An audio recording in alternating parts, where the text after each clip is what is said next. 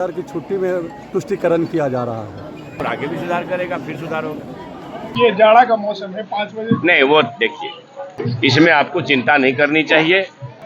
अगर मौलिक अधिकार के हनन करने में कोई भी व्यक्ति लगेंगे, उनका बुरा दिन आएगा, उनकी दुर्गति होगी। आप लोग देखते रहिए। बिहार में शिक्षा के क्षेत्र में सुधार को लेकर सरकार लगातार प्रयास कर रही है। मूलभूत संरचनाओं में भी काफी सुधार किया जा रहा है। इसी कड़ी में बिहार के शिक्षा मंत्री चंद्रशेखर राय जहानाबाद पहुंचे, जहां उन्होंने सदर प्रखंड क्षेत्र के लोदीपुर गांव और घोसी प्रखंड क्षेत्र के बैराम सराय और रामगंज में 3 करोड़ 11 लाख की राशि से बने विद्यालय के नए भवनों का उद्घाटन किया। इस दौरान शिक्षा मंत्री ने भी जहां केंद्र की सरकार पर हमला बोला, तो वहीं बिहार सरकार द्वारा शिक्षा की गुणवत्ता में सुधार को लेकर की गई बहाली का उल्लेख किया।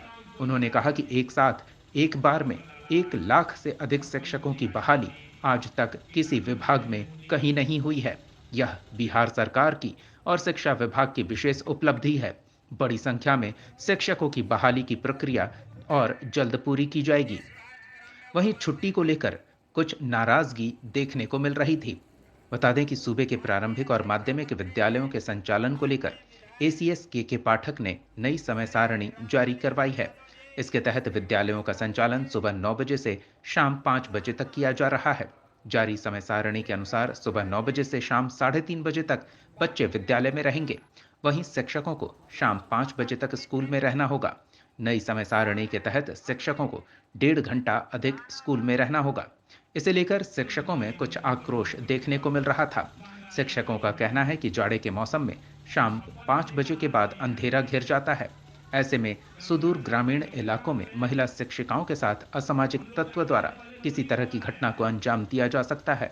वहीं दूसरे जिले में नौकरी कर रहे शिक्षकों को भी अपने घर लौटने में काफी परेशानी का सामना करना पड़ रहा है। हालांकि इस मामले में एसीएस के पाठक के समय सारणी से संबंधित निर्देश का शिक्षा मंत्री चंद्रशेखर ने समर्थन किया और कहा कि शिक्षा की गुणवत्ता में सुधार को लेकर कदम उठाए जा रहे हैं और ऐसे में समाज को भी इसमें सहयोग करना चाहिए। ये बच्चों को बेहतर शिक्षा देने का प्रयास है, जिसमें सबकी भागीदारी सुनिश्चित होनी चाहिए। ये जाड़ा का मौसम है, 5 बजे नहीं, वो देखिए, शैक्षणिक संस्थानों में गुणवत्तापूर्ण शिक्षा के दिशा में कोई भी कदम उठ रहे हो तो समाज के समर्थन की जरूरत है। इसमें आपको चिंता नहीं करनी चाहिए। ऐसे काज आप जान रहे हैं कि शिक्षा के क्षेत्र में कई कारण से कमजोरियां आई है, हमें कुछ ज्यादा करना होगा। शिक्षकों पर टीका टिप्पणी को लेकर, छुट्टी के कैलेंडर पर की गई पोस्ट को लेकर हो रही कार्रवाई पर उन्होंने जरूर कहा कि इस तरह की कार्रवाई नहीं होनी चाहिए। उन्होंने बिना नाम लिए कहा कि मौलिक अधिकार संविधान द्वारा सबको मिला है। अगर उस पर कोई हमला करता है तो ये गलत है। सुनाते हैं आपको विभिन्न मुद्दों पर शिक्षा मंत्री चंद्रशेखर ने क्या कुछ कहा। ये बात तय है कि किसी भी व्यक्ति को, वो प्रधानमंत्री हो या कोई आदमी हो, संविधान प्रदत्त मौलिक अधिकार के हनन का किसी को पावर नहीं है, शक्ति नहीं है।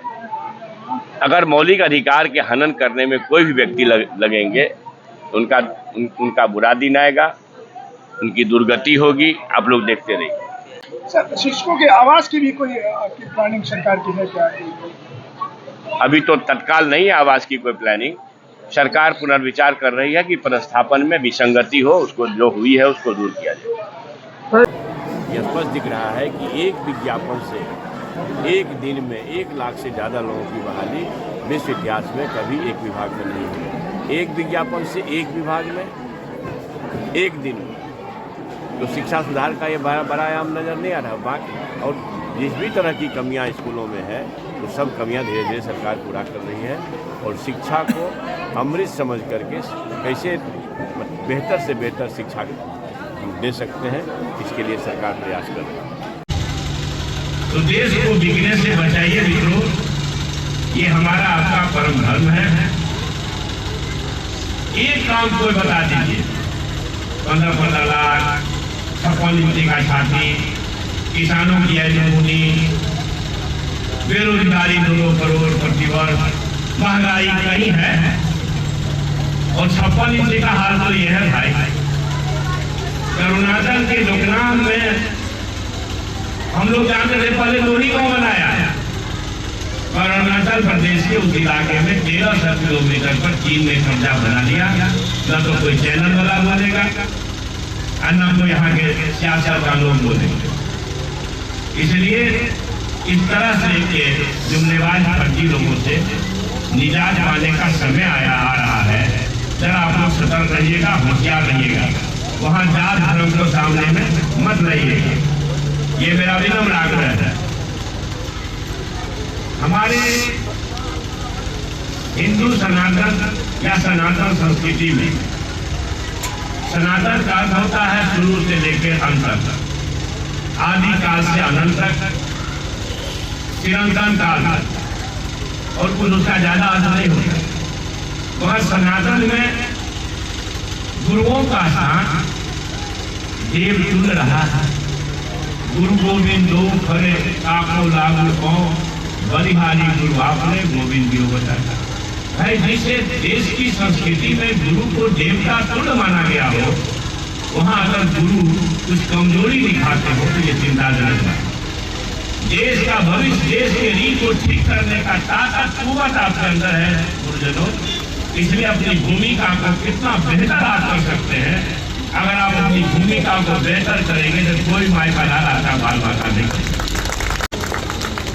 और कुछ लोग हैं शिक्षा का व्यवसायीकरण करने लगे।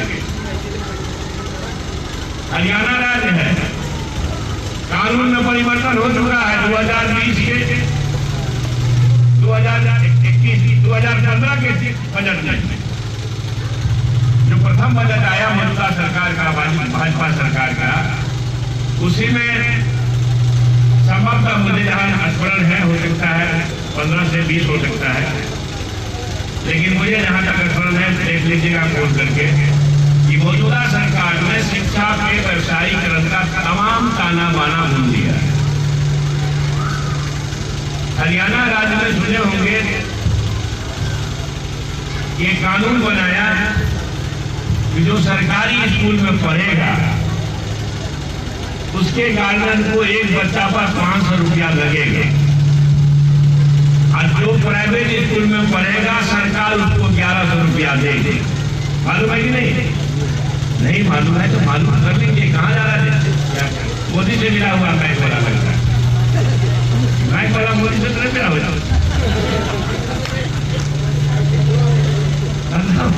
बीजेपी वाला से मिला हुआ। बैंक बराबर लगातार जवाब दे रहा है। तो जिस देश के